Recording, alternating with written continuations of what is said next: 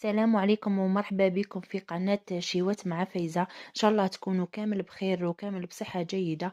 نرحب بكامل المشتركين، نقول لكم مرحبا وسهلا بكم. وإذا كنتم أول مرة تزوروا قناتي نقول لكم فضلا وليس أمرا اشتركوا في القناة وفعلوا زر الجرس باش يوصلكم كل ما هو جديد. كما ديما معودتكم بوصفات سهلة واقتصادية، جبت لكم أروع وأطيب وصفة للناس اللي تحب تنوع في الحار. اليوم جبت لكم فلفل بعدة ألوان اللي راح نخدمه معاكم على طريقتي، إن شاء الله تنال إعجابكم. هذا النوع من الفلفل المرقد راح ينتكل في نهارو، ما بلا ما تستنى سمانة 10 أيام، يعني في نهارك تبداي تاكلي فيه. هذا الفيديو راح تصيبوه كامل في قناتي شيوات مع فايزة. وهنا نقول لكم اللي أول مرة يدخل قناتي نتمنى يدعمني بالاشتراك واللايك ويخلي لي تعليق محفز باش ديما نشجع ونحط لكم المزيد. وإلى اللقاء في فيديو